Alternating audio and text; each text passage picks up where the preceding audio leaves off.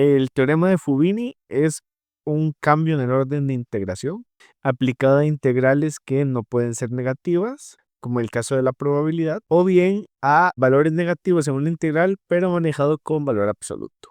Si quisiéramos verlo de manera un poquito más gráfica, aquí tenemos de y de x, y cuando se aplica Fubini, tenemos de x de y.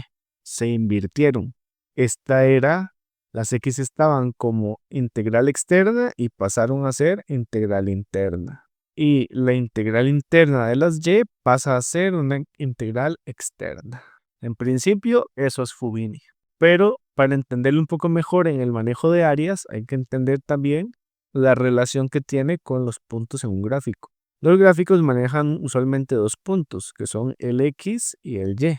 El x es una variable independiente y el y es una variable dependiente. Entonces, en el caso de las integrales, la integral externa va a manejar lo que serían las x y la integral interna va a manejar lo que serían las y. O en temas de un gráfico, la integral externa va a manejar el eje horizontal, va a manejar las x, la integral interna va a manejar lo que es el eje vertical dentro del gráfico. Por lo tanto, cuando nosotros aplicamos Fubini y se da el intercambio de variables, la variable que antes era independiente pasa a ser dependiente. Nos vamos a topar con esta situación tan peculiar, donde una de las variables que antes dependía, ahora va a ser independiente. Y necesitamos encontrar estos límites. Estos límites se van a encontrar a través del mínimo y el máximo que esa variable podía tomar antes de aplicar el Fubini. Nosotros tenemos un gráfico. Ese gráfico podemos colocar aquí las x y aquí las y. Nos dicen, x va de 0 a infinito. Bien, lo dibujamos de izquierda a derecha, de la externa a la interna, como para que sea un poco más sencillo. Y ahora nos dicen, esto es x. Ahora, y va a ir de 0 hasta x. Lo que pasa es que nosotros no sabemos hasta cuánto. Por esa misma razón es que se aplica una diagonal. La diagonal permite saber los puntos que son iguales. Esta diagonal nos marcaría el punto 1 con 1, ¿verdad? 1 con el 2 con 2, el 3 con 3 y así sucesivamente. Entonces, esta diagonal lo que va a marcar es donde el y es igual a x. Una vez hecho este gráfico, lo que es muy importante es extraer las restricciones que nos dice, que a simple vista con el gráfico no son tan sencillas. Las restricciones que nos están dando esas integrales dicen que la y está entre 0 y x. Y la otra restricción que nos dicen es que x va de 0 hasta infinito. Esas son dos condiciones muy importantes que nos ayudan a entender cuál es el área que queremos integrar. Como esto es la sección original, nosotros vamos a respetar las dos restricciones. Para que x sea mayor que 0, vale toda esta área. Absolutamente todo el área. Para los dos ejes, tanto vertical como horizontal, esto es x mayor a 0. Tiene otra segunda restricción. En este caso, y tiene que ser menor que x. ¿Por qué y? Porque nosotros siempre queremos integrar no a la que tiene las constantes, sino a la que está en función de. Nosotros queremos integrar la integral interna, la que está en función. Por eso vamos a pintar para y no para x.